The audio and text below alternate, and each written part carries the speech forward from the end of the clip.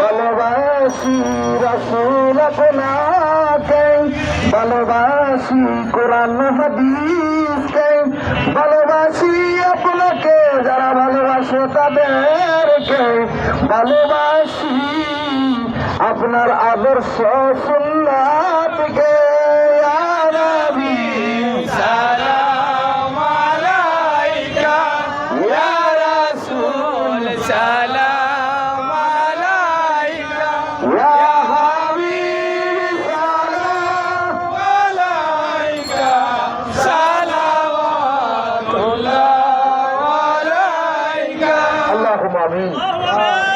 ربنا ظلمنا انفسنا وان لم تغفر لنا وترحمنا لنكونن من الخاسرين।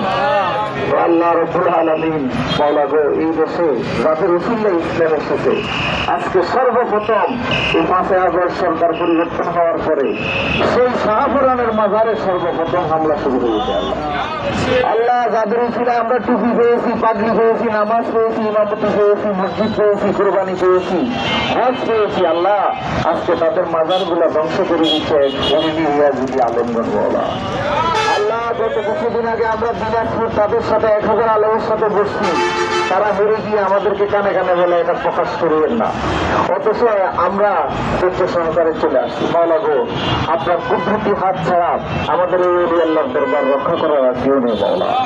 আমরা অনেক আশা ভরসা নিয়েছি এই সরকার, বর্তমান প্রধান উপদেষ্টা ডাক্তার ইউনূস স্যার এসেছে বৈষম্য দূর করবে, আরো বেশি বৈষম্য হচ্ছে। আল্লাহ আল্লাহ মাওলা, আমাদের অস্ত্রের জন্য, আমাদের জনতার জন্য, টাকার জন্য মাওলা আপনার কাছে ধর্ম উপদেষ্টার বিচার চাই মাওলা। এই ওলি আল্লাহর দেশ, শান্তিপ্রিয় দেশের মধ্যে যারা অশান্তি করতেছে খোদা তোমার গাইবি গজব দ্বারা তাদেরকে প্রতিহত করুন মাওলা। আমরা হে আল্লাহ আপনি ছাড়া আমাদের আর কেউ নেই মাওলা। এই দেশে সেনাবাহিনীর সামনে মাজার ভাঙ্গে সেনাবাহিনী থেকে থাকে মাওলা। যে সেনাবাহিনীর উপর আমাদের শেষ ভরসা ছিল, এখন আমাদের সেই ভরসাও নাই আল্লাহ। আপনি আমাদের শেষ ভরসা মাওলা, আপনি আমাদের এই মাজারগুলোকে রক্ষা করুন মাওলা। সুবহান রাব্বিকা রাব্বিল ইজ্জাতি আম্মা ইয়াসিফুন ওয়া সালামুন আলাল মুরসালিন আলহামদুলিল্লাহি রাব্বিল আলামিন। ওয়া কালিমাতু লা ইলাহা ইল্লাল্লাহু মুহাম্মাদুর রাসূলুল্লাহ।